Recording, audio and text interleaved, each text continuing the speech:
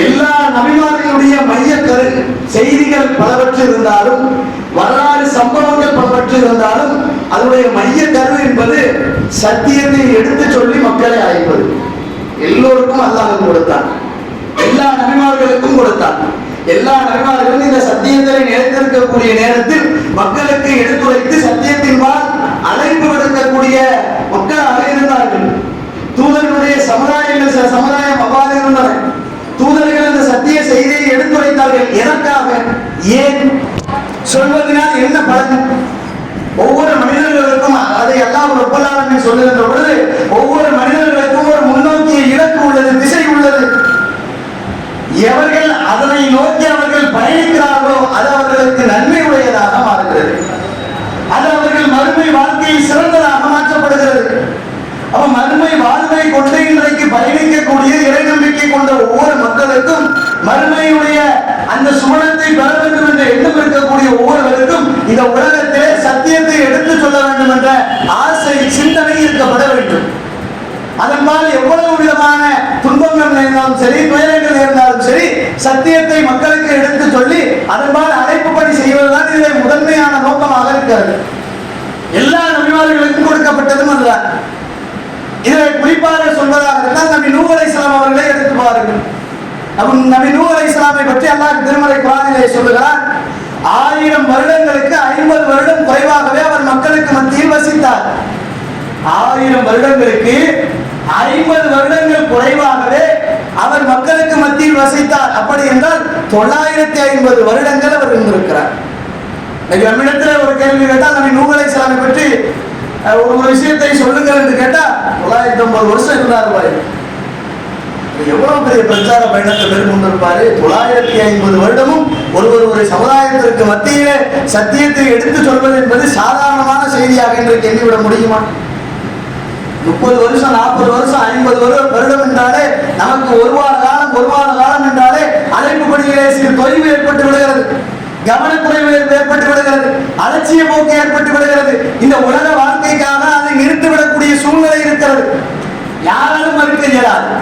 நானாக இருந்தாலும் யாராக இருந்தாலும் இந்த உலக வாழ்க்கையில, இந்த உலகத்தினுடைய விஷயத்திலே நாம் ஈடுபட்டு கொண்டிருக்கின்ற நேரத்தில் நமக்கு ஒரு அழைப்பு பணி சம்பந்தமான செய்திகள் வந்தால், அழைப்பு பணி சம்பந்தமான ஒரு செயல்பாடுகள் வந்தால் அதை புறந்தள்ளக்கூடிய மக்களாக இருக்கிறோம்.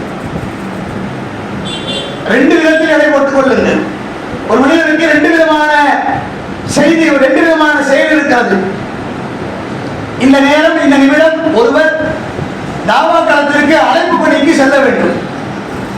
அழைப்பு பணியை செல்லக்கூடிய அந்த நேரத்தில் இப்பொழுது அவருக்கு உலக வாழ்வியல் ரீதியாக, உலகவியல் ரீதியாக ஒரு செயல்பாடுகள் இருக்கிறது. மனிதனாக இருக்கக்கூடிய நாம், பலகீனத்திற்கும் பலகீனமாக இருக்கக்கூடிய நாம் எதனை முதன்மையாக தேர்ந்தெடுப்போம்? தாவா அடுத்த வாரம் போய்க்கலாம் பாய், தாவா அடுத்த வாரம் போய்க்கலாம். அங்க போய் நாளைக்கு பார்த்துக்கிட்டா போச்சு, நோட்டீஸ் நாளைக்கு கொடுத்துட்டா போச்சு. இப்ப இந்த வேலை எனக்கு இருக்குது, நான் இந்த வேலையை முடிச்சுட்டு வந்துடுறேன். இந்த உலக வாழ்க்கையை நோக்கி பயணப்படக்கூடிய மக்களாக இருக்கிறோம். சத்தியத்தை எடுத்து சொல்லக்கூடிய மக்களாக இருக்கக்கூடிய நாம் இந்த சத்தியத்தை எவ்வாறு மக்களுக்கு எடுத்து சொல்லப்பட வேண்டும் என்று அல்லாஹ் திருமறை குர்ஆனிலே நபி நூஹ் அலைஹிஸ்ஸலாம் அவர்களுக்கு நமக்கு படிப்பினை எண்ணற்ற ஏராளமான செய்திகளை வைத்திருக்கிறார். நபி நூஹ் அலைஹிஸ்ஸலாம் அவர்கள் இஸ்லாத்தை இறை தூதராக அங்கீகரிக்கப்பட்டதற்கு பிறகு தன்னிடத்தில் இருக்கக்கூடிய சமுதாய மக்களுக்கு நபி நூஹ் அலைஹிஸ்ஸலாம் அவர்கள் அழைப்பு விடுத்தார்கள். யா அய்யுஹன் நாஸ், மனிதர்களே அறிந்து கொள்ளுங்கள், ஒரு இறைவனை நீங்கள் வணங்குங்கள், நீங்கள் இணை கற்பிப்பதை விட்டு நான் பாதுகாப்பு தேடுகிறேன். இறைவன் என்னை தூதராக தேர்ந்தெடுத்திருக்கிறான், எனவே என்னை நீங்கள் பின்பற்றுங்கள் என்று நபி நூஹ் அலைஹிஸ்ஸலாம் அவர்கள் அந்த மக்களுக்கு எடுத்து வைக்கிறார்கள். எடுத்து வைக்கக்கூடிய நேரத்தில் இன்னைக்கு நாம தாவா களத்துல சந்திப்போம்ல, நிறைய மக்கள் போய் பார்ப்போம்ல, பார்க்கக்கூடிய நேரத்தில் எல்லாம் எங்களுக்கு பெருசா இவரு இங்க இருந்து தௌஹீத் மார்க்கத்துல சத்தியத்தை சொல்ல வந்துட்டாரு, அப்ப நாங்கெல்லாம் அசத்தியவாதிகளா, நாங்களாம் சத்தியத்தை பின்பற்றவில்லையா என்று கேட்கக்கூடிய மக்களாக இருக்கிறோம். நாம் அவர்களை பார்த்து சில நேரங்களில் வெறுப்பை ஏற்படுத்தக்கூடிய நிகழ்வை கூட அடைந்து விடுகிறோம். என்னப்பா எப்ப பார்த்தாலும் ஒரே ஆள்கிட்ட போய் நம்ம என்னத்த சொல்றது, போனாலும் ரிசல்ட் அதேதான், போனாலும் ரிசல்ட் அதேதான், எதுக்கு போய்விட்டு எதுக்கு அந்த மக்களுக்கு மத்தியில் சொன்னா கேட்க மாட்டான்னு தெரியுது, எதுக்காக போகணும் என்று நினைக்கிறோம்.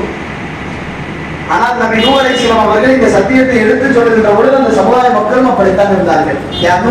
நூஹை அறிந்து கொள்ளுங்கள், எங்களிலே அறிவு குறையுடையவர்கள் இருப்பார்களே அவர்கள் தான் உங்களை பின்பற்றுகிறார்கள். அறிவு குறையுடைய மக்கள் தான் உங்களை பின்பற்றுகிறார்கள். அப்படின்னா இவங்க அறிவாளின்னு சொல்றாங்க, அறிவிலே நாங்கள் சிறந்தவர்கள் என்று சொல்லுகிறார்கள்.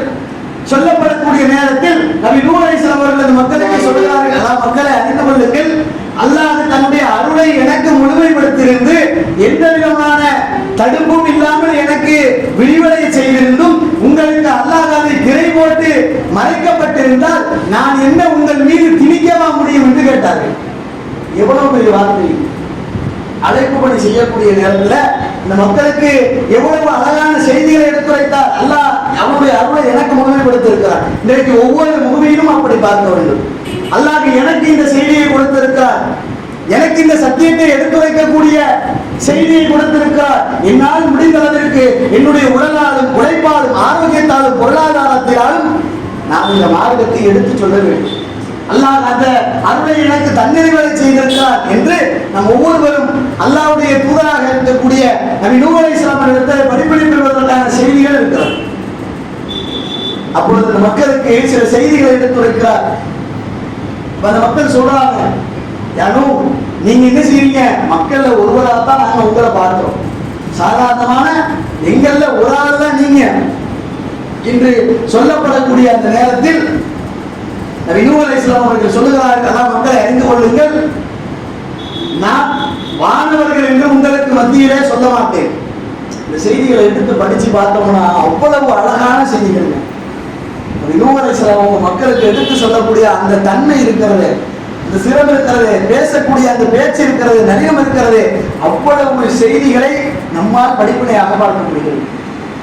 ஒரு எடுத்து மக்களுக்கு மத்தியில சொல்றாங்க. எப்படி சொல்றாங்க, மக்களை அறிந்து கொள்ளுங்கள், நான் வானவர் என்று உங்களுக்கு மத்தியிலே சொல்ல மாட்டேன், நானே வானவர் என்று உங்களுக்கு மத்தியிலே சொல்ல மாட்டேன், அல்லாஹ்வின் கருவூலம் என்னிடம் இருக்கிறது என்றும் நான் உங்களுக்கு மத்தியிலே சொல்ல மாட்டேன், இறைவனிடத்தில் இருக்கக்கூடிய கருவூலம் இருக்க அது என்கிட்ட இருக்கிறது நான் உங்ககிட்ட சொல்ல மாட்டேன், மறைவானவற்றை அறியக்கூடியவன் என்றும் நான் சொல்ல மாட்டேன், மாறாக இறைவனுடைய அடிமை என்றும் இறை அடியான் என்றும் நான் உங்களுக்கு மத்தியிலே சத்தியத்தை எடுத்து வைக்க வந்திருக்கிறேன்.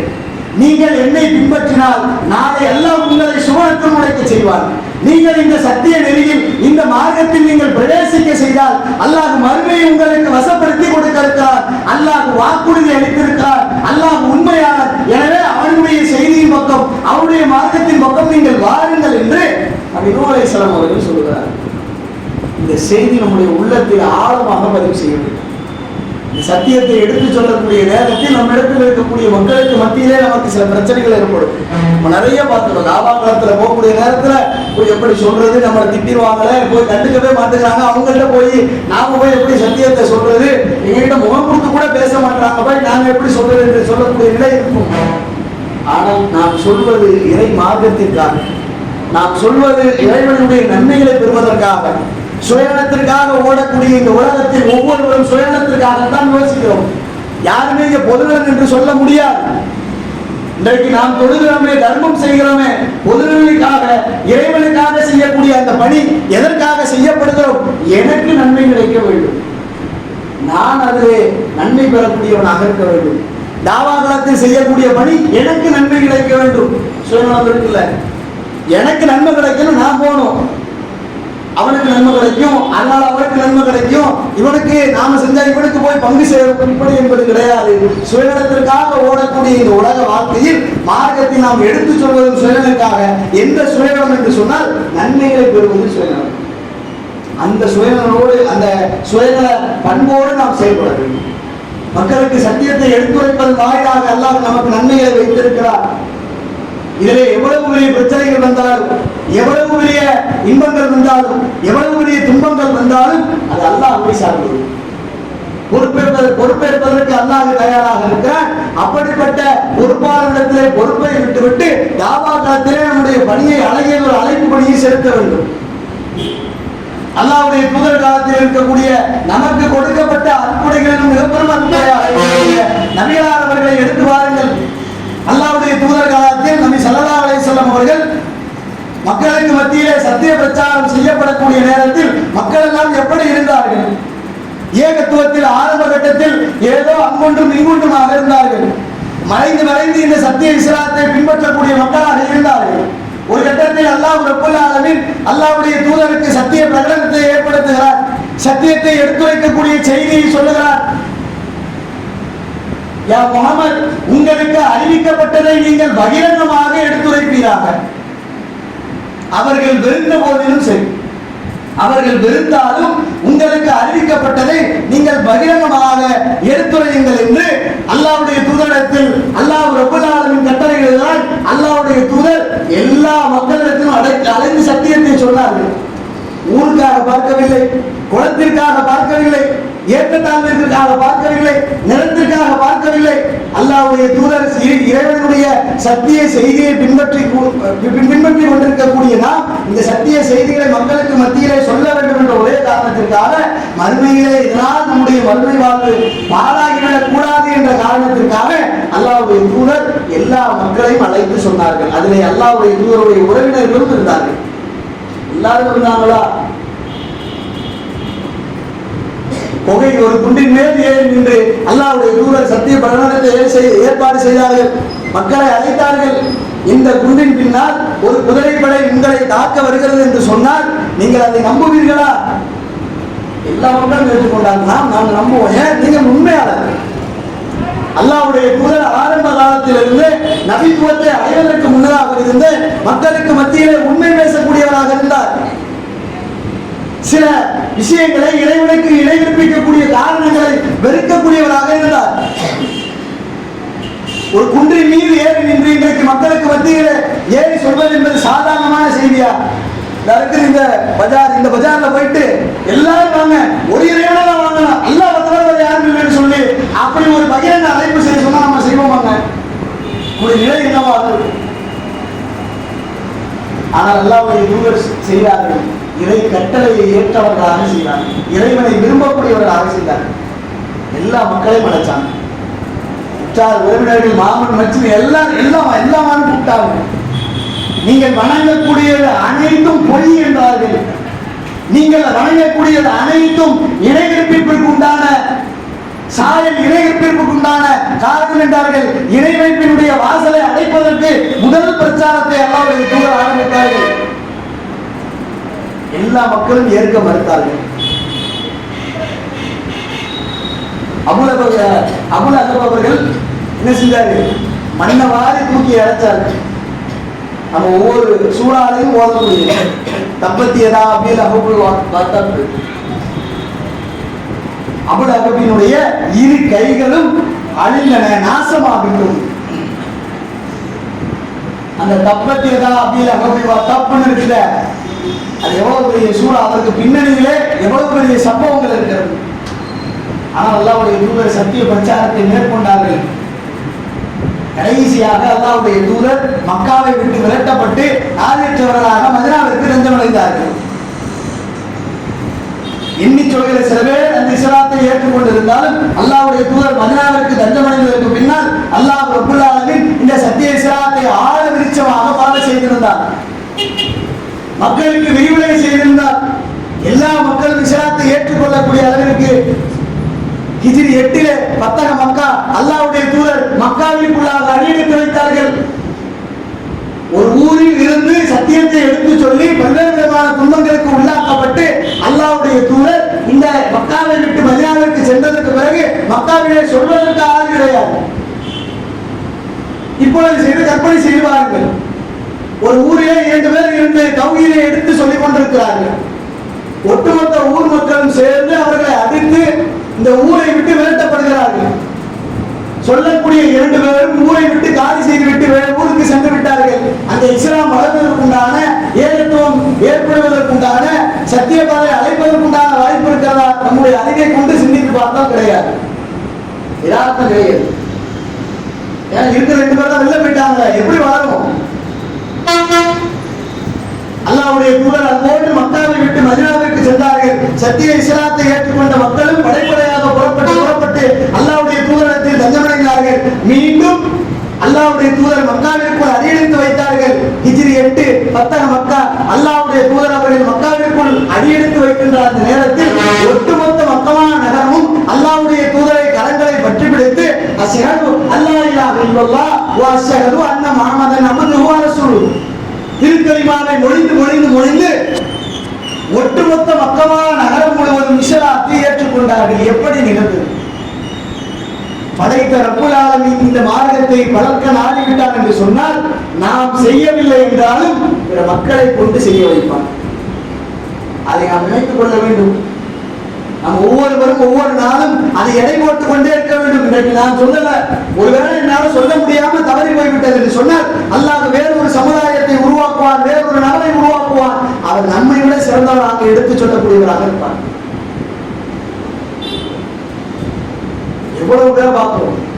ஆரம்ப கட்டத்தில் சொல்லக்கூடிய மக்கள், அதற்கு பிறகு வரக்கூடிய மக்கள், அதற்கு பிறகு வரக்கூடிய மக்களுடைய செயல்பாடுகளை எடுத்து வாருங்கள். இன்னும் வீரியமா ஏறிக்கொண்டே போகும். ஒரு கட்டத்தில் ஒரு கூட்டம் சுணக்கமாகிவிட்டது என்று சொன்னால் அந்த கூட்டத்தின் பால் ஏகத்துவ பணி முடங்கி விடுகிறது என்று சொன்னால் அதற்கு பிறகு அல்லாஹ் ரப்பல் ஆலமீன் வேறொரு கூட்டத்தை ஏற்படுத்தினால் அவர்கள் இந்த கூட்டத்தை விட அந்த கூட்டம் இருக்கிறார்களே அவர்கள் இதை விட சிறந்த ஒரு தாவாபடியை முன்னெடுத்து விடுவார்கள். நடக்கும். அழைப்பு பணி என்பது அல்லாஹ்வுடைய மார்க்கத்தின்பால் அல்லாஹ்வின் பக்கம் அழைக்கக்கூடிய பணி. அல்லாஹ் அதற்கு பொறுப்பேற்கிறார். அல்லாஹ்வுடைய தூதர் அவர்கள் அதற்கு ஒரு சாட்சியாக இருக்கிறார்கள். அல்லாஹ்வுடைய தூதரத்திலே சத்திய சகாபாக்கள் குழுமி இருக்கக்கூடிய அந்த நேரம் இருக்கிறது.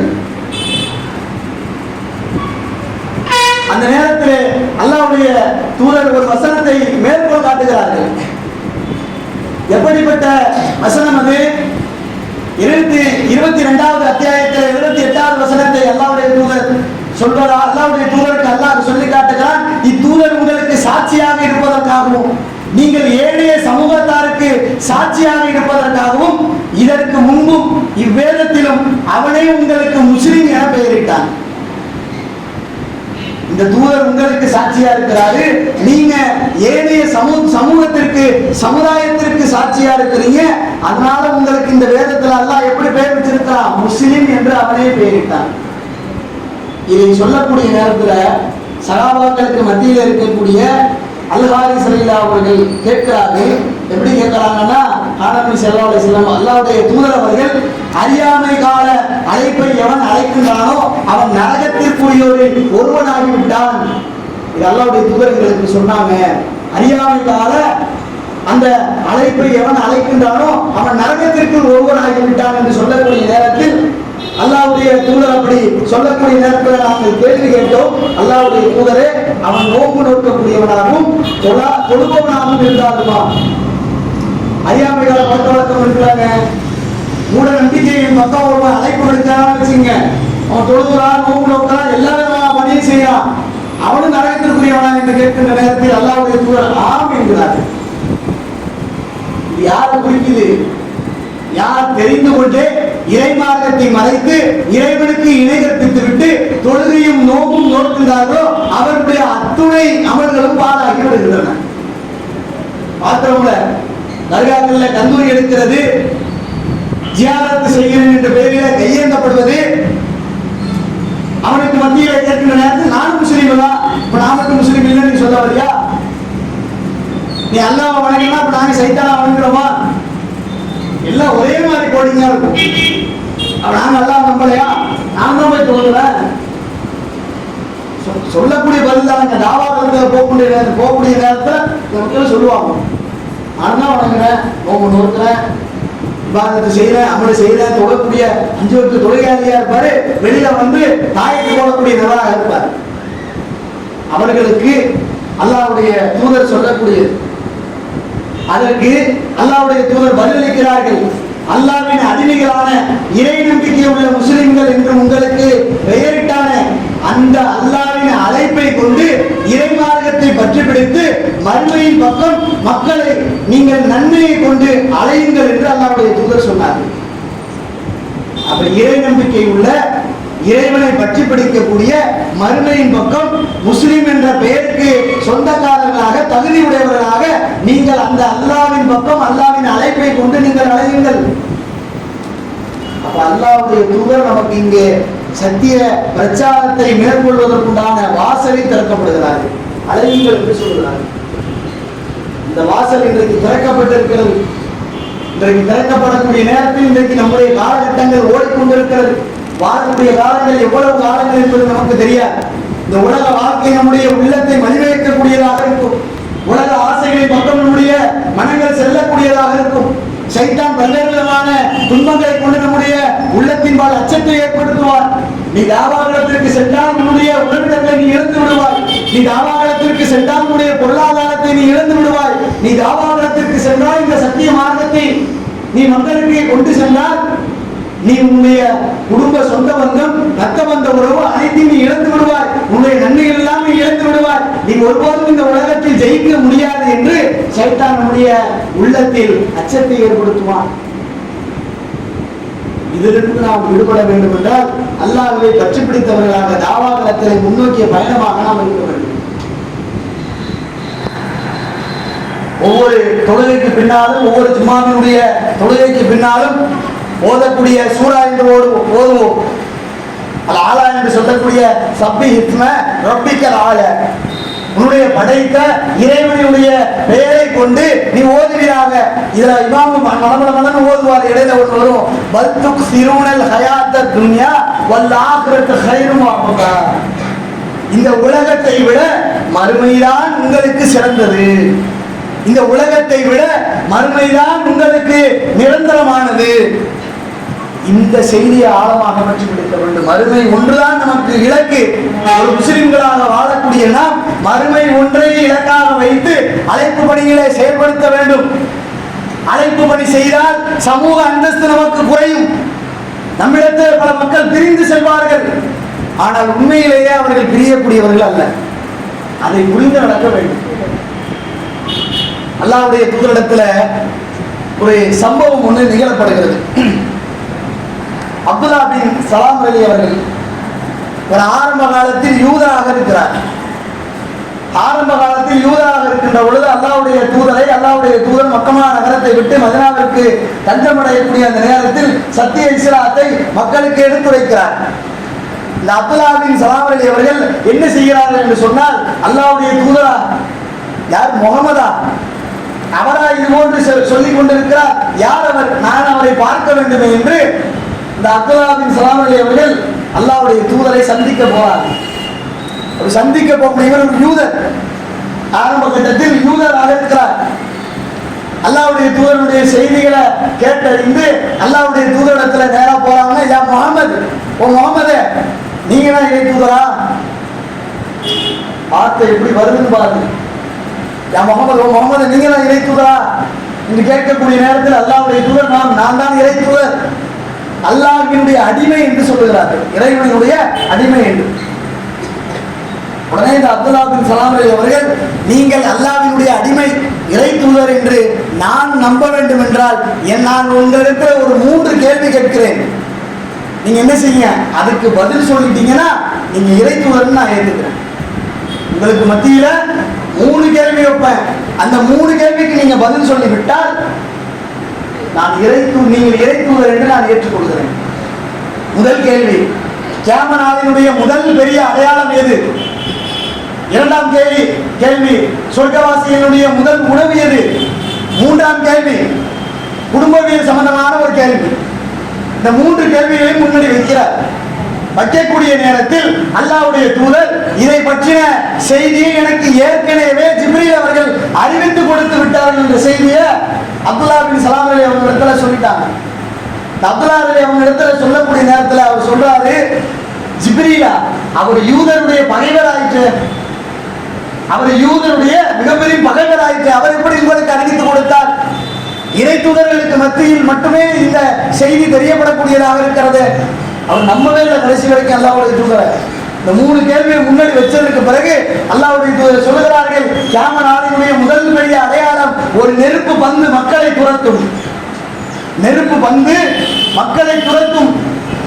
அது கிழக்கிலிருந்து மேற்கு வரிசையாக மக்களை ஒன்று திரட்டப்படும். இதுதான் கியாமத்தினுடைய முதல் அடையாளம்.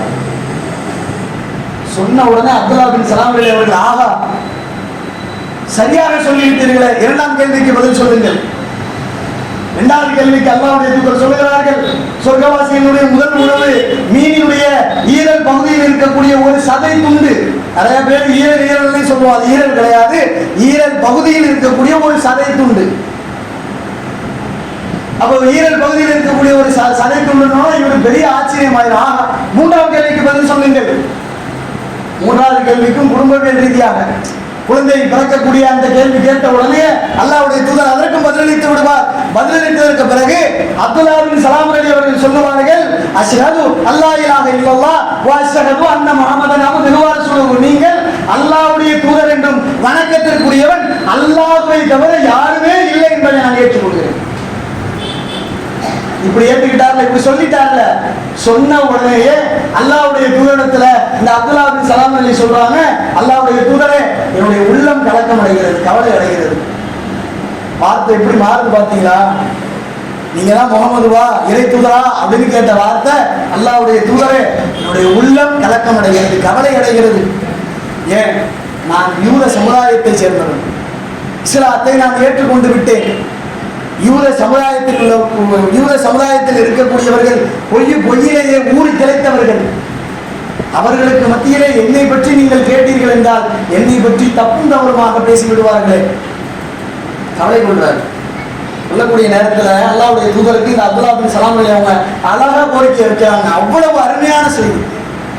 அல்லாஹ்வுடைய தூதரத்தில் சொல்றாங்க, ரசூலுல்லாஹ் அல்லாஹ்வுடைய தூதரே என்னை பற்றி நீங்கள் அவர்களுக்கு மத்தியிலே நான் இஸ்லாத்தை ஏற்றுக்கொண்டு விட்டேன் என்ற செய்தியை வைப்பதற்கு முன்னால் என்னை பற்றிய அபிப்பிராயத்தை அவர்களுக்கு மத்தியிலே நீங்கள் கேளுங்கள் என்று சொல்லிக் கொண்டே இருக்கிறார்கள். யூதர்கள் இவரை தேடி கொண்டு வந்து விட்டார்கள். உடனே என்ன செய்யறாங்க? அல்லாஹ்வுடைய தூதருக்கு பின்னால் இருக்கக்கூடிய ஒரு அறைக்கு பின்னால் சென்று ஒளிந்து கொள்கிறார்கள். ஒளிந்து கொண்டதற்கு பிறகு அல்லாஹ்வுடைய தூதரை இந்த யூதர்கள் சந்திக்க வருகிறார்கள். அப்துல்லா பின் சலாம் அவர்கள் இங்கே வந்தார்களா கேட்கிறாங்க. சொல்லுறாங்க, அப்துல்லா பின் சலாமை பற்றி நீங்கள் என்ன நினைக்கிறீர்கள்? ஒரு வார்த்தை கேட்கிறாங்க. அதுக்கு அந்த சமுதாயம் சொல்றாங்க, அப்துல்லா பின் சலாம் அவர்கள் எங்களையே அறிவு மிக்கவராகவும் அறிவிலே சிறந்தவராகவும் அறிவுடைய மகனாயிற்று அவர் எப்படி அறிவு குன்றியவராக இருப்பார்? எங்களிலே சிறந்த அறிவாளர் அவர், அறிவு திறனிலே அவரை போன்று யாரும் இல்லை என்று சிலாகித்து பேசுகிறார்கள்.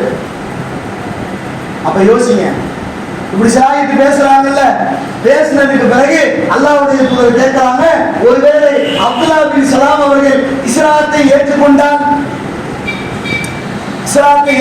நீங்கள் என்ன நினைக்கிறீர்கள்? உடனே அந்த யூதர்கள் சொல்லுகிறார்கள், அல்லாஹ் அவரை காப்பாற்ற வேண்டும். வார்த்தை பார்த்தீங்களா? அல்லாஹ் அவரை காப்பாற்ற வேண்டும். அவர் அறிவுடைய மகனாயிற்று அவர் எப்படி இஸ்லாத்தை ஏற்றுக்கொள்வார்? அதுக்கு பிறகுதான் என்ன செய்யறாரு? அப்துல்லா பின் சலாம் அவர்கள் ஒளிந்திருந்து இருக்கக்கூடிய அந்த திரையை விட்டு முன்னால் வருகிறார்கள். லா இலாஹ இல்லல்லாஹ் முஹம்மது ரசூலுல்லாஹ், வணக்கத்திற்குரியவன் அல்லாஹ்வை தவிர யாருமே இல்லை என்ற கலிமாவை முன்மொழிகிறார்கள். ஒட்டுமொத்த சமுதாயமும் சேர்ந்து அவரின் மீது அவதூறு பேசப்படுகிறார்கள்.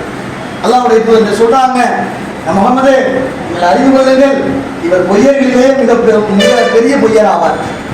பொய்யர் கூட்டத்திலேயே இவரும் ஒருவர், இவரை நீங்கள் நம்பாதீர்கள், இப்படியாக திரித்து கொள்கிறார்.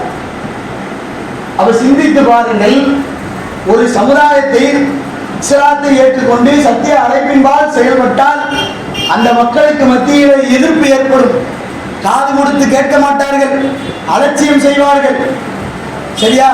அலட்சியம் செய்யக்கூடிய அந்த நேரத்தில் நாம் நம்முடைய தாவா பணிகளை எவ்வாறு மேற்கொள்ள வேண்டும்?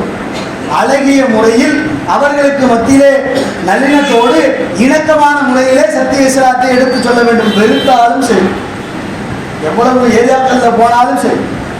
அதுக்காகத்தான் அந்த செய்தி நாம் சொல்லக்கூடிய நேரத்துல இன்னார் இருக்கிறாங்களே, இன்னாரா பாய் வந்தாலே இப்படிதான், பேசுனாங்கன்னாலே இப்படித்தான். ஊருக்குள்ள குழப்பத்தை ஏற்படுத்துறதுக்குனே ஒரு கூட்டம், குழப்பத்தை ஏற்படுத்துறதுன்னா இப்படி பெண்கள் மட்டும்தான் இவங்களுக்கு அங்க இருக்கக்கூடிய அந்த தாவாக்களத்துக்கு பெண்கள் மட்டும்தான் இவங்க வச்சு என்ன செய்வாங்க? தாவாக்களத்தை செய்வாங்க. வீட்டு பெண்கள் எல்லாம் தெருவிலே நடக்க விடுவார். இப்படி எல்லாம் ஏச்சு பேச்சிற்கு ஆளாவோம். ஆளானாலும் சத்திய இஸ்லாத்தை ஏற்றுக்கொண்டிருக்கிறோம். மறுமையிலே நமக்கு இதற்கான நன்மைகள் இருக்காது. அதற்கு அல்லாஹ் கூலி தர போதுமானவனாக இருக்கிறார். எத்தனை முறை சொன்னாலும் சரி. 950 வருடம் நூஹ் அலைஹிஸ்ஸலாம் அவர்கள் தன்னுடைய சமுதாயத்தில் சொன்னாங்களா? என்ன சொன்னாங்க? 950 வருடம். அப்ப 950 வருடம் நூஹ் அலைஹிஸ்ஸலாம் அவர்கள் தன்னுடைய சமுதாயத்திற்கு சத்தியத்தை எடுத்து வைத்தார்கள் என்றால் எவ்வளவு ஏச்சு பேச்சிற்கு ஆளாக இருப்பார்கள். எதையுமே நம்முடைய காதலில் வாங்கக்கூடாது. அழைப்பு பணி ஒன்றே நமக்கு முதன்மையான பணி, பிரதான பணி. இந்த உலகத்திலே நான் சம்பாதிப்பதற்கு உடல் வலுவும் ஆரோக்கியமும் எவ்வளவு தேவைப்படுகிறது என்று நிர்ணயித்திருக்கிறோமோ அதுபோன்று அழைப்பு பணிக்கு எனக்கு உடல் வலுவும் ஆரோக்கியமும் தேவை. நேரத்தை எல்லாம் விசாலமாக கொடுத்திருக்கிறான். பல்வேறு விதமாக நம்முடைய தாவா களங்கள் பல்வேறு விதமாக 8 திக்கும் தாவாக்கள் பரவப்பட வேண்டும். அது குறித்து அடுத்த உரையில் அவர்கள் பேசுவார்கள், கேள்வி கேட்பார்கள். சுணக்கமாகிவிடக் கூடாது. தாவா ஒன்றுதான் நம்முடைய முதன்மையான மூச்சு. தாவா நின்று போச்சு, அதோட நம்ம மறுமையும் போச்சு. தனிநபராக இருந்து நன்மைகளை சம்பாதிப்பதாக விட கூட்டாக சேர்ந்து சம்பாதிக்கக்கூடிய நன்மைகளுக்கு ஏராளமான எடைகள் இருக்கிறது, நடக்கக்கூடிய எடைகள் இருக்கிறது. அதை நாம் நம்முடைய உள்ளத்தில் ஆழ பதிவு செய்ய வேண்டும். சத்தியத்தை மக்களுக்கு மத்தியிலே தெரிந்தும் கூட நம்ம என்ன செய்யணும்? சத்தியம்னா உடனே போய் சொல்லிடணும். நான் எனக்கு நேரம் இல்லை, என்னால் போக முடியல, எனக்கு அவங்க வந்துட்டாங்க இவங்க வந்துட்டாங்க, நான் போக முடியல, வேற என்ன போய் செய்யுது? அல்லாஹ் நமக்கு ஆயுள் காலத்தை குறைவாகவே வழங்கியிருக்கிறான். அப்படித்தான் நாம் வச்சுக்கணும். ஆயுள் காலத்தை குறைவாக வழங்கியிருக்கிறான். நாம் 900 வருடம் வாழப்போவது கிடையாது. அல்லாஹ் நாடினால் யாருக்கு எத்தனை வருடம் என்பது தெரியாது. இந்த நிமிடத்தில், இந்த நேரத்தில், இந்த இடத்தை விட்டு நான் வெளியேறிவிட்டேன் என்றால், இந்த நேரத்தில், இந்த நிமிடத்தில், இந்த இடத்தை விட்டு நான் வெளியேறிவிட்டேன் என்றால், இதற்கு பிறகு இந்த இடத்தில் நம்மை மீண்டும் ஒருவருக்கொருவர் சந்தித்துக் கொள்வோமா என்பது தெரியாது. மரணத்தை அல்லாஹ் நிர்ணயித்திருக்கிறான். மலக்குல் மௌத்தவர்கள், அல்லாஹ்வுடைய வானவர்கள் உயிர்களை கைப்பற்றக்கூடிய அந்த நிமிடம் வந்துவிட்டால் ஒரு நிமிடம் கூட முந்தவும் படாது, பிந்தவும் படாது. அதை ஒவ்வொரு நாளும் நம்முடைய உள்ளத்தில் ஆழமாக பதிவு செய்ய வேண்டும். ஒரே ஒரு உலக நடைமுறையோடு ஒரு செய்தியை நான் பதிவு செய்ய இங்கு ஆசைப்படுகிறேன். அந்த செய்தியோடு முடிச்சுக்கிடுவோம். ஆப்பிள் ஐபோன் எல்லாருக்கும் தெரியுமா? தெரியுமா? ஆப்பிள் ஐபோன் என்ன ரேட் இருக்கும்? 50,000 ரூபாய், 1 லட்சம் ரூபாய் இருக்கும். என்ன ஃபெசிலிட்டி அதுல? ஆப்பிள் ஐபோன் வாங்குறதுக்கு எல்லாரும் ஆசைப்படுவோமா? இல்லைன்னு ஒரு சில பேர். ஆனா நிறைய பேர் எனக்கு ஆப்பிள் ஐபோன் உங்களுக்கு கொடுத்துட்டான் வேணான்னு சொல்லுவோமா? வாங்கத்தான் செய்வோம். அன்பளிப்பை ரசூலா ஏற்றுக்க சொல்லியிருக்காங்கல்ல, அதனால அந்த அடிப்படையில் நம்ம ஏற்றுக்கோம். இந்த ஆப்பிள் ஐபோனினுடைய அதை கண்டுபிடிப்பாளர் அவர் யார் தெரியுமா? Steve jobs. ஸ்டீவ் ஜாப்ஸ் தான் என்ன செய்யறாரு? இந்த ஆப்பிள் ஐபோனை கண்டுபிடிக்கிறாரு. அவர் ஜெட்டெக்ஸ் இது போன்ற நிறைய நிறுவனங்கள்ல பணியாற்றக்கூடியவர், பல்வேறு விதமான விஷயங்கள்ல இருக்கக்கூடியவர். அவர் என்ன செய்யறாரு? ஒவ்வொரு நாளும் ஒவ்வொரு விதமான கண்டுபிடிப்புகள். அவரு ஒரு திருமணம் ஆகாத தம்பதியர்களுக்கு குழந்தையாக பிறந்தவர். சரியா? திருமணம் ஆகாத தம்பதியருக்கு குழந்தையாக பிறந்தவர் தான் இந்த ஸ்டீவ் ஜாப்ஸ். அவர் என்ன செய்யறாரு? மக்களுக்கு மத்தியில் ஏதாவது ஒன்று கொடுக்கணும், அது ஃபெசிலிட்டியா இருக்கணும். இப்படி யோசிப்போம். இப்போ நாம தொழில இருக்கணும்னு வச்சுங்க, ஏதாவது இல்லாத தொழிலை நாம செய்யணும் பாரு அப்படின்னு யோசிப்போம். அவர் அப்படி யோசிக்கல. இருக்கிற தொழிலை பெஸ்டா கொடுக்கணும், நம்மளை தவிர விட்டா வேற எவன்ட்டையும் போகக்கூடாது. அப்ப நாம கொடுக்கக்கூடிய அந்த செயல், நாம கொடுக்கக்கூடிய அந்த வேலை அவர்களுக்கு திருப்திகரமாக இருக்க வேண்டும். மீண்டும் எங்கு சென்றாலும் நம்மோடு வந்து அவர்கள் இருக்கக்கூடிய அளவிற்கு இருக்க வேண்டும். என்ன செய்யறாரு? அப்டேஷனை உருவாக்குறாரு. அப்கிரேட். அந்த ஆப்பிள் ஐபோன்ல அதை கண்டுபிடிச்சதுக்கு பிறகு அது அந்தந்த இயர் விஷனுக்கு தகுந்த மாதிரி அப்கிரேட் ஆகி தெரியுமா? அது ஒரு ஃபெசிலிட்டி அதில் இருக்குது. இந்த மொபைல் இருக்குல்லங்க, இதில் ஒரு சிஸ்டம் வந்து அப்டேட் பண்ணணும்னு சொல்லி நம்ம ஓகே பண்ணோம்னா இது அப்டேட் நம்ம ஓகே கொடுத்தாலும் ஓகே ஆகும். அது அப்படி கிடையாது. இயர் வெர்ஷனுக்கு ஏற்ற மாதிரி, ஒவ்வொரு இயர் வெர்ஷனுக்கு ஏற்ற மாதிரி அந்த மாதிரி அப்டேட் ஆகிக்கிட்டே இருக்கும். இப்படி ஒன்றை கண்டுபிடிக்கிறார். இவர் என்ன செய்யறாருன்னா 2003 அல்லது 2005 என்று தெரியவில்லை, ஒரு பல்கலைக்கழகத்தினுடைய மாணவர்களுக்கு உரையாற்றுவதற்காக செல்கிறார். தன்னை பற்றின செய்திகள் எல்லாம் சொல்றாரு. நான் இப்படி பிறந்தேன், கடைசியில் எனக்கு ஆரம்பம் இப்படிதான் இருந்தது, நான் ஒரு நிறுவனத்தில் பணிபுரிந்தேன், நான் அந்த நிறுவனத்தில் அந்த ஜெட்டக்ஸ் நிறுவனத்தில் நான் வெளியே தள்ளப்பட்டேன், இருந்தாலும் என்னுடைய உழைப்பை நான் முன்னிறுத்தி உழைத்துக் கொண்டே இருந்தேன். அப்பொழுது மாணவர்கள் எல்லாம் கேட்கக்கூடிய வாய்ப்பு அளிக்கப்படுகிறது. ஒவ்வொரு மாணவர்களும் ஒவ்வொரு விதமான கேள்வியும் முன்வைக்கிறார்கள். அப்பொழுது ஒரு மாணவர் கேள்வி கேட்கிறார், நீங்கள் இந்த கண்டுபிடிப்பை எந்த நேரத்தில் நீங்கள் செய்வீர்கள், எந்த நேரத்தில் செய்வீங்க அப்படின்னு கேட்கிறார். கேட்கக்கூடிய நேரத்தில் அந்த ஸ்டீவ் ஜாப்ஸ் சொல்றாரு, நான் இந்த கண்டுபிடிப்புகளை பெரும்பாலாக காலையில் 3 மணியிலிருந்து 4:30 மணி வரைக்கும் தான் இதற்கான நேரத்தை நான் ஒதுக்குவேன். 1.5 மணி நேரம். அந்த அதிகாலை பொழுதில் நான் ஏதோ ஒரு புதுவிதமான ஒரு புத்துணர்ச்சியோடு செயல்படக்கூடிய ஆரோக்கியம் என்னிடத்தில் இருக்கும். நான் அதை முன்னோக்கியவாறு அதை சிந்தித்து சிந்தித்து ஏதேனும் மக்களுக்கு கொடுக்க வேண்டும் என்று நான் அதனோடு பயணித்தேன். அதனால் என்னுடைய இவ்வளவு சாதனைகள் சாதிக்க முடிந்தது சொல்லிட்டு அவர் சொன்னார், ஒவ்வொரு நாளையும் நான் மரண நாளாகவே எண்ணிக்கொண்டிருந்தேன். இதுதான் அந்த முக்கியம். ஒவ்வொரு நாளும் நான் மரண நாள் என்று எண்ணிக்கொண்டிருந்தேன். தினமும் காலையில் நான் எழுந்ததற்கு பிறகு கண்ணாடிக்கு முன்னாடியாக நான் நின்று, இன்றுதான் உனக்கு கடைசி நாள், இதற்கு பிறகு நீ உயிரோடு இருப்பாயா என்பது உனக்கு தெரியாது, நீ எதை செய்ய வேண்டும் என்று விரும்புகிறாயோ அதை நீ இந்த உலகத்திலேயே நல்ல முறையில், இந்த உலகத்தில் நல்ல முறையில், இந்த நாளை நல்ல முறையில் நீ பயன்படுத்திக் கொள். இப்படி ஒவ்வொரு நாளையும் நான் கழித்துக் கொண்டிருப்பேன். மரணத்தை எதிர்பார்த்து இந்த உலக வாழ்க்கையிலே நான் ஒவ்வொன்றையாக சாதிக்க விரும்பினேன், சாதித்தேன். சாதித்ததனுடைய பலன் இன்றைக்கு ஒட்டுமொத்த உலகமே என்னுடைய ப்ராடக்டை வாங்க ஆரம்பிக்கிறான். இது சாதாரணமான செய்தி, இது அவ்வளவு பெருசு கிடையாது. ஆனா அவர் உள்ளத்தில் ஒண்ணு வச்சார்ல, அவர் முஸ்லீம் கிடையாது. இந்த நாள் கடைசி நாள், கண்ணாடியை பார்த்து சொன்னார்ல, இந்த நாள் கடைசி நாள், நீ எதை சாதிக்க விரும்புகிறாயோ, எதை இந்த உலகத்தில் நல்ல முறையில் நீ பயணிக்க விரும்புகிறாயோ, பயன்படுத்திக் கொள்ள விரும்புகிறாயோ அதை நீ செய்துவிடு. இதற்கு பிறகு நீ உயிரோடு இருப்பாயா என்று உனக்கு தெரியாது. இது அல்லாஹ்வுடைய தூதர் அன்றைக்கே சொல்லிவிட்டார்கள், நீங்கள் காலையை அடைந்து விட்டீர்கள் என்றால் மாலையை எதிர்பார்க்காதீர்கள், மாலையை அடைந்து விட்டீர்கள் என்றால் காலையை எதிர்பார்க்காதீர்கள். மரணம் எப்பொழுது வேண்டும் என்றாலும் நமக்கு வரக்கூடியதாக இருக்கிறது.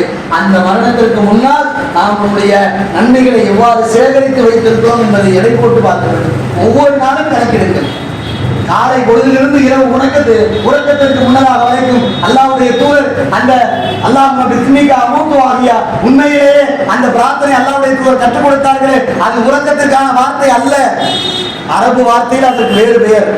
அனாமு என்று சொன்னால்தான் உறக்கம், அமூத்து என்று மௌத்தை அல்லாஹ்வுடைய தூதர் நமக்கு நினைவுபடுத்தினார்கள். அல்லாஹும்ம பிஸ்மிகா அனாமு வஅஹ்யா, இறைவா உன்னுடைய பெயரால் நான் உறங்குகிறேன். ஆனால் அல்லாஹ்வுடைய தூதர் அந்த அனாமு என்ற வார்த்தையை எடுத்துவிட்டு அல்லாஹ்வுடைய தூதர் கற்றுக் கொடுக்கிறார்கள், அல்லாஹும்ம பிஸ்மிகா அமூது வஅஹ்யா, இறைவா உன்னுடைய பெயரால் நான் மரணிக்கிறேன். அந்த மரணத்தினுடைய அந்த பிரார்த்தனைக்கு முன்னதாக வரைக்கும் எடுத்து எடை போட்டு பாருங்கள். இந்த ஒரு நாளில் உலக வாழ்க்கைக்கும் மறுமைக்கும் நாம் எவ்வளவு சம்பாதித்து வைத்திருக்கிறோம், எவ்வளவு சேர்த்து வைத்திருக்கிறோம். அல்லாஹ் நமக்கு கொடுத்திருக்கக்கூடிய இந்த ஒரு நாள் வாழ்க்கையை நான் பிற மக்களுக்கு இந்த சத்தியத்தை எடுத்துரைப்பதற்காக எவ்வளவு பயணித்திருக்கிறேன், எவ்வளவு தூரங்கள் சென்றிருக்கிறேன், எந்த சத்திய செய்தியை சொல்லியிருக்கிறேன், எதை என்னுடைய அளவில் நான் மாற்றிக்கொண்டு இந்த இஸ்லாத்தின்பால் என்னை நான் சீர்படுத்திக் கொண்டு சீரேற்றி மெருகேற்றி நான் மக்களுக்கு மத்தியிலே சொல்வதற்கு காத்துக் கொண்டிருக்கிறேன் என்று ஒவ்வொரு நாளும் எடை போட்டு வாருங்கள். அதிலே ஒவ்வொரு நாளும் நம்மிடத்தில் எது எடை அதிகம் உள்ளதாக இருக்கிறது என்று நமக்கு தெரிந்து கொள்ளும்.